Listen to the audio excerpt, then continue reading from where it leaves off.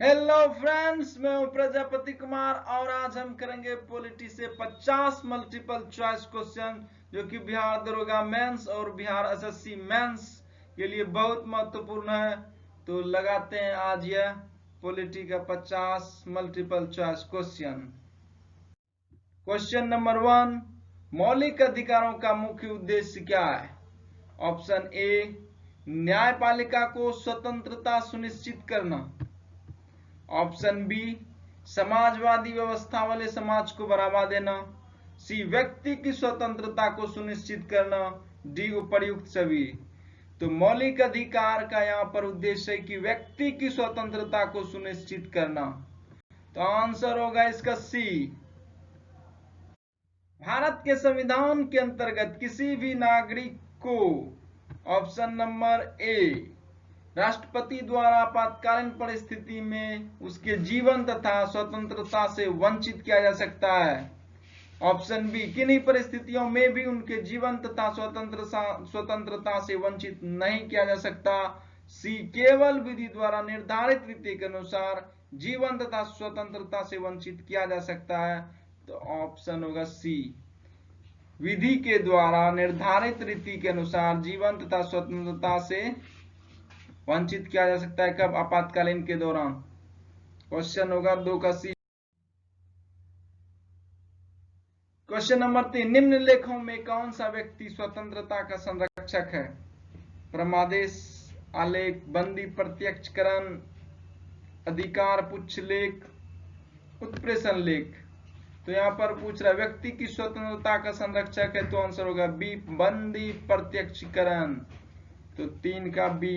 Next, निम्नलिखित में से कौन सा अधिकार भारत में केवल नागरिकों को उपलब्ध है? तो भाषण की स्वतंत्रता ए, समुदाय और संघ बनाने का अधिकार, बिना शास्त्र शांतिपूर्वक एकत्रित होने की स्वतंत्रता, तो इसका उपर्युक्त सभी। ये सभी अधिकार है भारतीय नागरिक को। भारतीय संविधान में प्रदत्त मूलभूत अधिकारों को निलंबित करने वाली संस्था है या सत्ता है? राष्ट्रपति, प्रधानमंत्री, सांसद, सुप्रीम कोर्ट। तो भारतीय संविधान में प्रदत्त मूल अधिकारों को निलंबित करने वाली संस्था है संसद। तो आंसर होगा इसका बी। संविधान द्वारा प्रदत्त मौलिक अधिकारों में संशोधन करने का अधिकार किसके पास है? मौलिक अधिकारों में संशोधन, तो ये राष्ट्रपति, भी सर्वोच्च न्यायालय, सी सांसद, दिन में से कोई नहीं। तो इसका आंसर होगा सी, सांसद। नेक्स्ट, निम्नलिखितों में से कौन सा व्यक्ति स्वतंत्रता का संरक्षक है? परमादेश लेख, बंदी प्रत्यक्षकरण लेख, अधिकार पुच्छ लेख, उत्प्रेषण लेख। तो इसका भी आंसर होगा बी, बंदी प्रत्यक्षकरण लेख।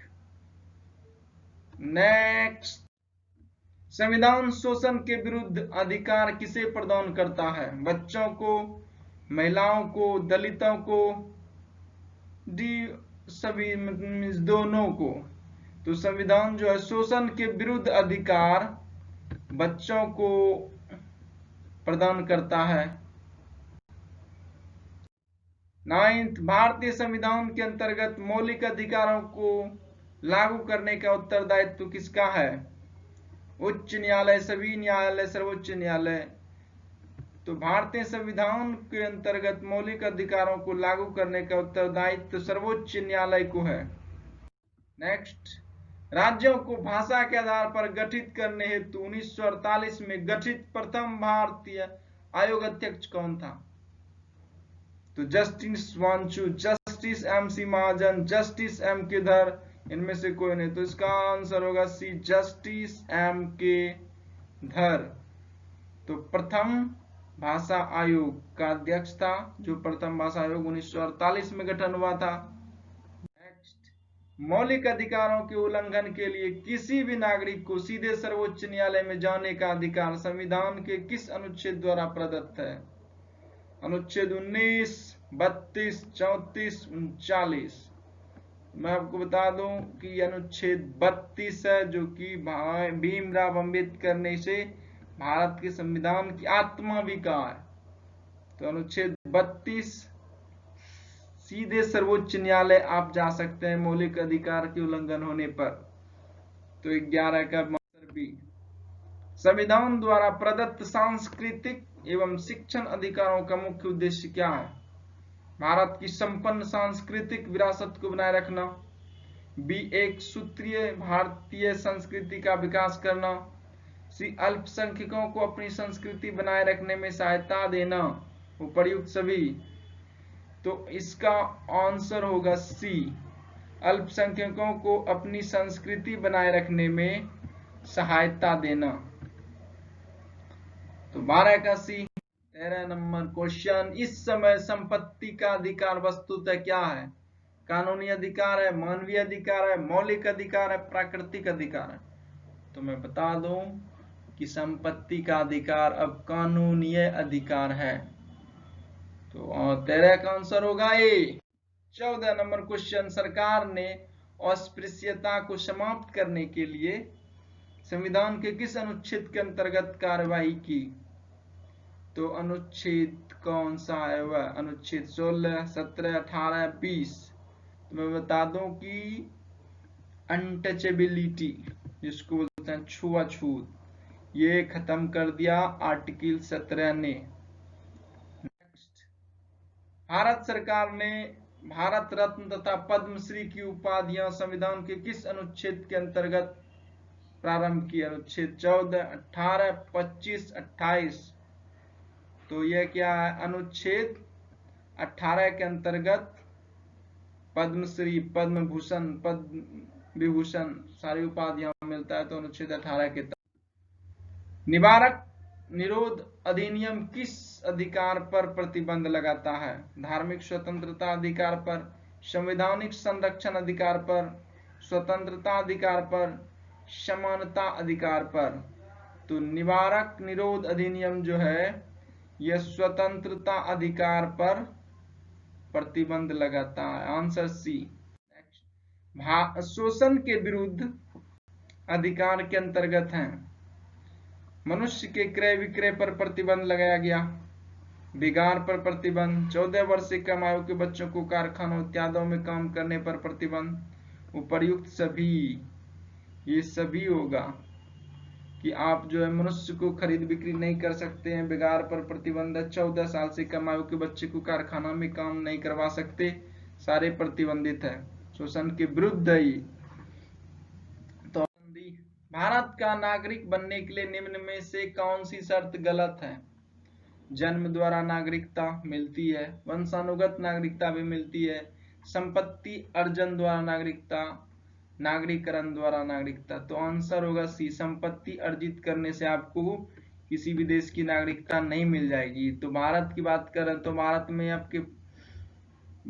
में जो है संपत्ति जमा करने से भारत का नागरिकता नहीं मिलती है। तो 18 का आंसर होगा सी। संविधान लागू होने के उपरांत किस मौलिक अधिकार पर सबसे अधिक मुकदमेबाजी हुई? ए भाषण की स्वतंत्रता का अधिकार, बी संपत्ति का अधिकार, सी शोषण के विरुद्ध अधिकार, डी संवैधानिक संरक्षण का अधिकार। तो स्वतंत्रता के बाद सबसे ज्यादा भाषणबाजी हुआ है, मुकदमेबाजी हुआ है तो संपत्ति को अधिकार को लेकर के। अभी तो संपत्ति बन गया है कानूनी अधिकार, कानून चाहेगा जितना संपत्ति हम रख सकते हैं तभी रख सकते हैं। नेक्स्ट, संविधान के अनुच्छेद 19 में दी गई स्वतंत्रताओं में से कौन सी स्वतंत्रता को समाप्त कर दिया गया?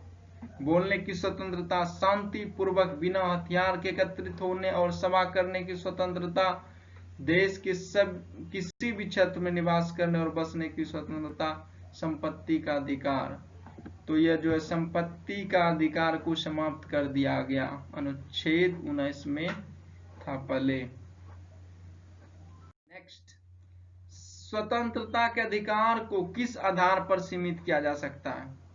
राज्य की सुरक्षा के हित में, दूसरे देशों के साथ मित्रतापूर्ण संबंधों के लिए, सार्वजनिक व्यवस्था के लिए, उपर्युक्त सभी के आधार पर। तो स्वतंत्रता के अधिकार को किस आधार पर सीमित किया जा सकता है? तो उपर्युक्त सभी के आधार पर स्वतंत्रता को सीमित किया जा सकता है। डॉक्टर बी आर अम्बेडकर ने किस मौलिक अधिकार को संविधान के हृदय तथा आत्मा की संज्ञा दी है? समानता का अधिकार, धार्मिक स्वतंत्रता का अधिकार, संवैधानिक संरक्षण का अधिकार, उपर्युक्त सभी। इसका आंसर होगा सी, संवैधानिक संरक्षण का अधिकार। नेक्स्ट, संपत्ति के अधिकार को मौलिक अधिकार की सूची से किस संशोधन द्वारा हटाया गया? 42वें, 44वें, 52वें। तो मैं बता दूं कि इसका आंसर होगा बी, 44वें संशोधन द्वारा हटाया गया। नेक्स्ट, भारत की नागरिकता के लिए प्रार्थना पत्र देने से पूर्व किसी भी व्यक्ति का भारत में कितनी अवधि का निवास आवश्यक है? 3 वर्ष, 5 वर्ष, 7 वर्ष, 10 वर्ष। तो पहले 5 वर्ष था, लेकिन 7 वर्ष है। 7 साल आपको रहना पड़ेगा अगर आप विदेशी हैं तो इंडिया में, उसके बाद आप नागरिकता के लिए अप्लाई कर सकते हैं।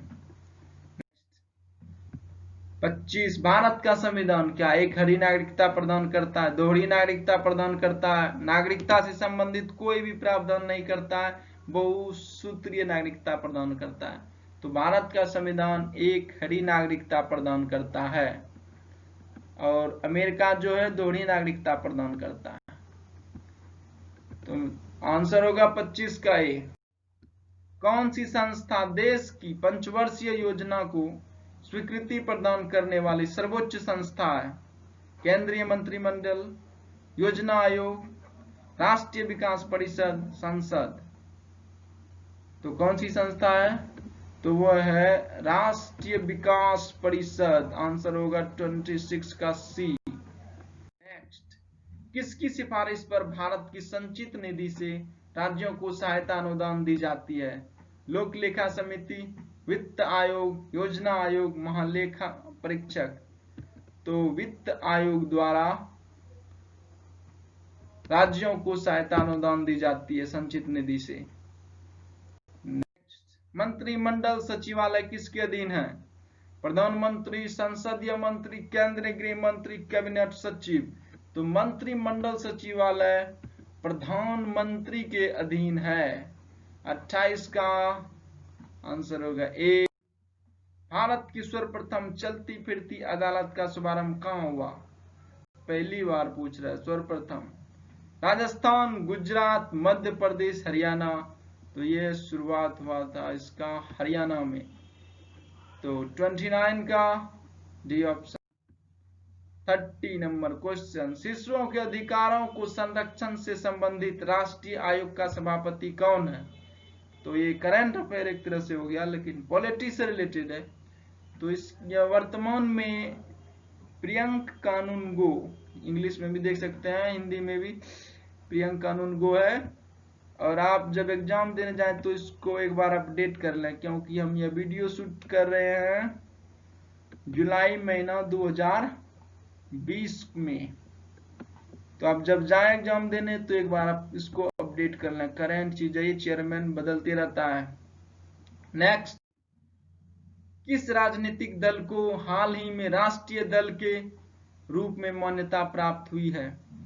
तो बहुजन समाजवादी पार्टी, राष्ट्रीय जनता पार्टी, या दल बोल सकते हैं, दोनों इनमें से कोई नहीं। तो बहुजन समाज पार्टी जो है ये तो बहुत पुरानी पार्टी है और इसको बहुत पहले ही राष्ट्रीय दल का दर्जा प्राप्त हुआ है, लेकिन फिलहाल की बात कर रहा है तो राष्ट्रीय जनता दल को राष्ट्रीय पार्टी का दर्जा, नेशनल पार्टी का दर्जा इसे मिल गया है।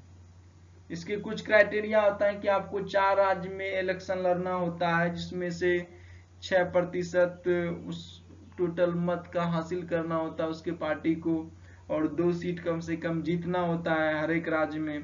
तो इस तरह का कुछ क्राइटेरिया होता है, और अगर वो फॉलो करता है तो उसको चुनाव आयोग राष्ट्रीय दल का दर्जा दे देता है। तो नेक्स्ट, निम्न में से किस मुख्य न्यायाधीश को राष्ट्रपति पद पर आसीन होने का गौरव प्राप्त हुआ है? तो वो मुख्य न्यायाधीश था पहले, उसके बाद उसको राष्ट्रपति के पद पर बैठने का मौका मिला। तो न्यायाधीश एम हिदायतुल्ला PN भगवती, न्यायाधीश मेहरचंद महाजन, इनमें से कोई नहीं। तो बता दो आपको ये होगा M हिदायतुल्ला, इसको गौरव प्राप्त हुआ भारत के राष्ट्रपति के पद पर विराजमान होने का। तो 32 का आंसर। राष्ट्रपति का चुनाव लड़ने की अधिकतम आयु कितनी है? 65 वर्ष, 70 वर्ष, 75 वर्ष, कोई सीमा ही नहीं है। तो कोई सीमा, अधिकतम सीमा तो कोई सीमा नहीं है कि आप 80 साल के हैं, 100 साल के हैं, आप चुनाव लड़ सकते हैं। नेक्स्ट 34, निम्न में से किसने राष्ट्रपति पद ग्रहण करने से पूर्व भारत रत्न प्राप्त किया? तो बिना राष्ट्रपति पद से पहले ही उन्होंने उसको मिल गया था। तो कौन ऐसे थे महापुरुष? Doctor Zakir Hussain, Rajendra Prasad, doctor S Radhakrishnan, Shri V Giri. तो ये था डॉक्टर एस राधाकृष्णन, जिसको राष्ट्रपति बनने से पहले ही भारत रत्न से मिल गया था। और राधाकृष्णन 5 सितंबर को इसको जो है शिक्षक दिवस के रूप में इसकी जयंती को मनाते हैं। और यह पहला भारतीय है जिसको कि भारत रत्न पुरस्कार मिला। यह भी क्वेश्चन है। नेक्स्ट, राष्ट्रपति के चुनाव से संबंधित झगड़ों का निर्णय कौन करता है? चुनाव आयोग, सर्वोच्च न्यायालय, उच्च न्यायालय, संसद। तो राष्ट्रपति का संबंधित चुनाव से अगर कुछ झगड़ा होता है या कुछ तरह से जो भी डिस्प्यूट होता है तो उसको सॉल्व करता है चुनाव आयोग, सर्वोच्च न्यायालय, उच्च न्यायालय, संसद। बताओ सर्वोच्च न्यायालय, सुप्रीम कोर्ट। 36, भारतीय गणराज्य का दूसरा राष्ट्रपति कौन था? Doctor Zakir Hussain, doctor S Radhakrishnan, Shri V Giri, doctor Rajendra Prasad. तो दूसरा बता दूं, इसका ट्रिक है राजू की राधा जाकर गिरी। तो दूसरे नंबर पे आता है, पहले नंबर पे डॉक्टर राजेंद्र प्रसाद, दूसरे नंबर पे डॉक्टर एस राधाकृष्णन, तीसरे नंबर पे आता है जाकिर हुसैन। तो इस तरह से आप देख सकते हैं। मैं ट्रिक लाऊंगा अगले वीडियो में राष्ट्रपति का, प्रधानमंत्री का क्रमवार। तो अभी इसको पहले कंप्लीट करते हैं। 37, निम्न में से कौन सा राष्ट्रपति अपने पद पर 2 कार्यकाल के लिए बना रहा है? Doctor BR Ambedkar, BN Rao, doctor Rajendra Prasad, उपर्युक्त सभी। तो मैं आपको बता दूं इसका आंसर होगा डॉक्टर राजेंद्र प्रसाद, जो कि 2 बार 2 कार्यकाल अपने पद पर बना रहा है। नेक्स्ट, राष्ट्रपति का कार्यकाल कितने वर्ष का होता है? 5 वर्ष, 6 वर्ष, 4 वर्ष, 7 वर्ष। तो राष्ट्रपति का कार्यकाल जो होता है वह 5 वर्ष का होता है। नेक्स्ट, राष्ट्रपति पद के लिए प्रत्याशी की आयु कम से कम होनी चाहिए। कितना होना चाहिए? मिनिमम एज पूछ रहा है राष्ट्रपति बनने के लिए। 65 वर्ष, 35 वर्ष, 55 वर्ष, इनमें से कोई नहीं। तो आपने पढ़ा होगा कि राष्ट्रपति की बनने के लिए मिनिमम 35 वर्ष होने चाहिए और मैक्सिमम इसका कोई लिमिट नहीं है कि 70 साल, 80 साल, 90 साल, जब तक जिंदा है तब तक आप चुनाव लड़ सकते हैं। कितनी बार चुनाव लड़ सकते हैं ये भी नहीं मेंशन किया है, लेकिन मिनिमम एज 35 वर्ष होना चाहिए, किसी लाभ के पद पर नहीं होना चाहिए। ये सारे कंडीशन है। नेक्स्ट, राष्ट्रपति पद के लिए चुनाव किसके द्वारा कराया जाता है? लोकसभा अध्यक्ष, प्रधानमंत्री कार्यालय द्वारा, भारत के निर्वाचन आयोग द्वारा, संसदीय मंत्री द्वारा। तो राष्ट्रपति पद के लिए चुनाव जो है भारत के निर्वाचन आयोग द्वारा करवाया जाता है। तो 40 का आंसर होगा सी। निम्न में से कौन राष्ट्रपति के चुनाव में भाग नहीं लेता है?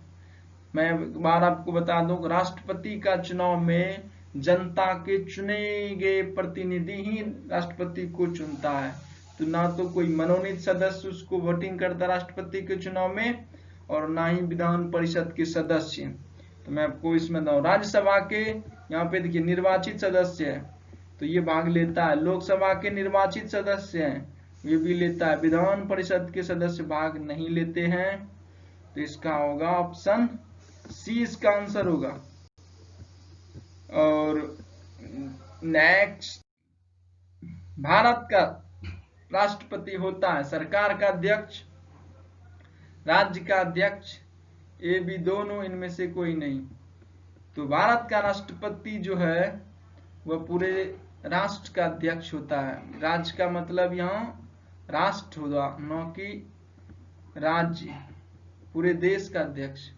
भारत का राष्ट्रपति राज्य का अध्यक्ष होता है। नेक्स्ट, संविधान केंद्र सरकार की समस्त कार्यकारिणी शक्तियां किसको प्रदान करता है? संविधान केंद्र सरकार की समस्त कार्यकारिणी शक्तियां किसे प्रदान करता है? प्रधानमंत्री को, राष्ट्रपति को, मंत्रिपरिषद को, उपर्युक्त सभी। तो वह राष्ट्रपति को करता है। तो ऑप्शन होगा बी। नेक्स्ट, राज्य के नीति निर्देशक सिद्धांतों को लागू करने के लिए कोई भी नागरिक जा सकता है। सर्वोच्च न्यायालय, उच्च न्यायालय, दोनों, इनमें से कोई नहीं। तो राज्य के नीति निर्देशक सिद्धांत को लागू करने के लिए आप कोई भी कोर्ट या उच्च न्यायालय, सुप्रीम कोर्ट नहीं जा सकते। इनमें से होगा कोई नहीं। अगर फंडामेंटल राइट्स का वायलेशन होता है, मौलिक अधिकार का उल्लंघन होता है, तो आप जो है सर्वोच्च न्यायालय जा सकते हैं। इसके अलावा आप लोअर कोर्ट में भी जा सकते हैं। 45, संविधान के किस संशोधन ने नीति निर्देशक सिद्धांतों को मौलिक अधिकारों को प्राथमिकता दी? तो वह कौन सा संशोधन था जिसने मौलिक अधिकारों को प्राथमिकता दी? 42वें, 44वें, 52वें, 39वें। तो इसका आंसर होगा 42वें, ए।